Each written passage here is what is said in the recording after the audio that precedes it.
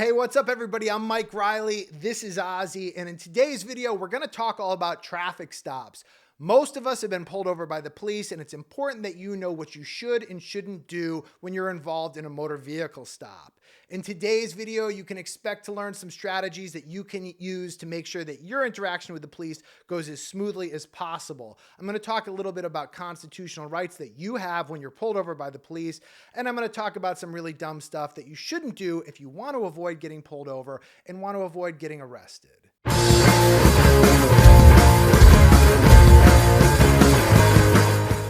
Okay, so you're driving down the road, you're minding your own business, all of a sudden you see those flashing lights in your rear view, you hear the sirens, and you're getting pulled over. Okay, so the first question is, what do you do when the cops are trying to pull you over?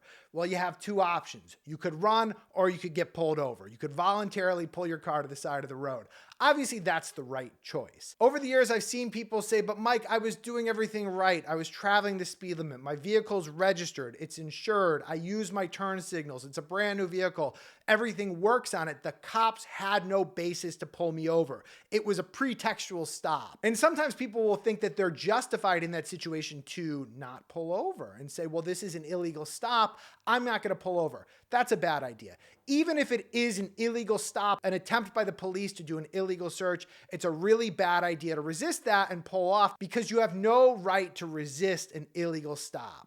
Even if the police are wrong, your remedy lies in court. So the way to handle it is let them pull you over. Let's say it's a bad stop. Let's say they conduct a bad search and they find something on you, drugs, guns, whatever, and you get arrested and you go to court. The way to deal with it is to have your lawyer in court challenge that evidence, say that the police violated your rights, and hopefully get that evidence thrown out of court. The way to deal with it is not to run. Because if they didn't have a basis to pull you over before, once you start running, they do. So you just kind of made it easier for them. Don't do that. So you got to pull over. So what do you do when you're getting pulled over? Well, obviously you want to find a place where you can pull over quickly, but safely.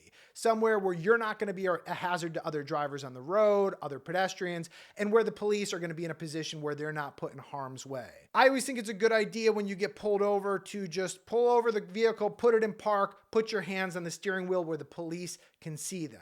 Now, frequently I see police reports where the police describe a motor vehicle stop and they say that the driver of the vehicle that they're pulling over is making furtive movements. Furtive movements. What's that? It means that the person is reaching around, maybe trying to conceal evidence, maybe get a weapon, something like that. And the police will use this to try and make an argument that they later had a basis or some sort of justification to search the vehicle. So by putting your hands on the steering wheel, you deprive the police of the ability to make that argument, or at least to truthfully make that argument. Let the police officer come up to your window, let them ask for your license and registration, and then hand that stuff over. So again, if you're looking for these things in the glove box in the center console, right when you get pulled over, they might make that argument that you're making furtive movements. So I would wait until the police officer is at your window to provide that information. So when the police officer asks for your license and registration, you are obligated to hand that over. You have no right to withhold that information. So give up your license, give up your registration. Now, the next thing the police are usually going to do is they're going to ask you a trick question, and that is, do you know why I pulled you over? Okay, don't answer that. I've talked in other videos about how anything you say can and will be used against you in court. So if you say I was speeding, they're going to write that down. And if you try and contest that speeding ticket, the cop's going to come to court and be like, yeah, he admitted he was speeding. So not only did I clock him on radar, but he admitted it. And that goes for any other thing. Yeah, I turned without my turn signal or I ran somebody over. Just don't answer that question. Some people will tell you to say, no, I don't know why you pulled me over. Maybe you do know why they pulled you over and you don't want to be dishonest. So I think a better way of answering that is to just say, with all due respect, officer, I'm not going to answer that question, or my lawyer advised me not to answer questions like that. And that goes for any other question they might ask you. Maybe they're just trying to do a little fishing expedition and see if you know anything about maybe things that are happening in town. By the way, do you know anything about that robbery that occurred at the gas station last weekend?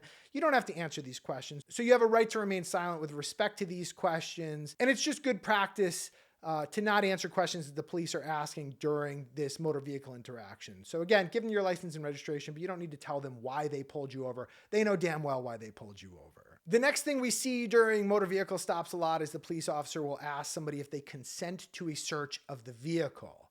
And they do it in a clever way. They'll say, hey, listen, you don't mind if I search your vehicle, because in the alternative, I'm going to have to call the sergeant down. He's going to have to bring the dog down. He's in a bad mood, and this is going to take all day, and you could end up getting arrested. Let me do a 5-minute search of your vehicle now. No big deal. I never would consent to a search of a vehicle. I don't care if there's nothing in the vehicle. I'm of the opinion that you should never consent to a search by a police officer, and you're well within your right to refuse to give an officer consent to search your vehicle. If they say they're going to search it anyway, let them. Okay, these are your constitutional rights. They're sacred. Don't just give them up so quickly. So let's say the police officer decides he or she is going to search your car, even if you don't think that they have probable cause. So I said earlier, you don't have a right to resist a stop, even if it's an invalid stop. Your remedy is in court. Same thing when we're talking about searches. So let's say the cop just doesn't like you. Let's say this is just a bad cop who wants to search your car because he's trying to make things difficult for you, see what he or she may find in the car. Even if it's an illegal search, your remedy is in court, not on the street. You don't get to take off because the cop is doing what you believe to be an illegal search or seizure. You just document it. The cop's going to do what they're going to do. Even if they find something, you go to court and your lawyer in court can challenge the search and say that the police officer didn't have a basis to search, and any evidence found as a result of that unlawful illegal search should be thrown out of court. So the best way to avoid these issues altogether is to just not get pulled over.